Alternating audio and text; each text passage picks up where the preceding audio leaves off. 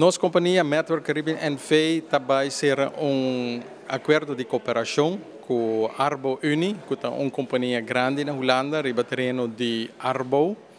E a conferência que a comissão aqui está dando nossa oportunidade, não somente para introduzir nos parceiros novos, mas também para nós por fazer uso de business-to-business oportunidade com nós e a Arbo Uni, ser relacionado com outra companhia na Aruba, mas o mais importante, companhia na Jafo, Instituto na Jafo, que também é aqui para a conferência. Nós queremos que é uma boa oportunidade para nós, como companhia Rubiano, que está trabalhando, que vai trabalhar junto com uma instituição grande holandesa, para assim nós ampliar nosso network e para nós mostrar e explicar que nós e Arbo Uni vai fazer no futuro conjuntamente aqui na Aruba. De acordo que nós vai ser com o Instituto Arbo Uni de Holanda, tá para nós lançar uma fundação com meta de fundação aqui está centro de expertise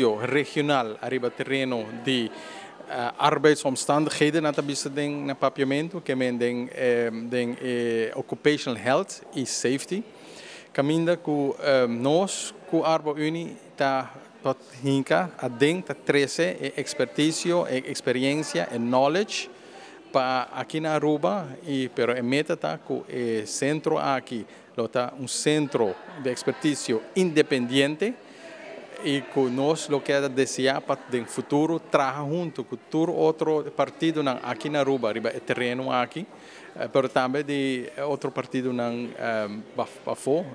Caminho com o centro aqui está funge como como liaison, como gateway de conhecimento arriba terreno de occupational health para a região. Het thema van de conferentie is duurzaamheid en het thema van de conferentie is waar Europa de Amerika's meet en samenkomt. En dat is eigenlijk, Aruba is daar een strategische plek.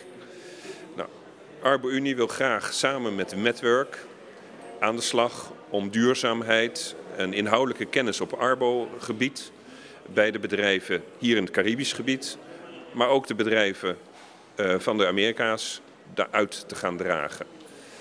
We hebben het doel hier op Aruba om een kenniscentrum samen op te richten, zodat daar ontwikkeling van kennis kan plaatsvinden. En we willen uiteindelijk samen met de netwerk ook die kennis praktisch in de praktijk gaan brengen bij bedrijven hier in het Caribisch gebied en in Zuid-Amerika.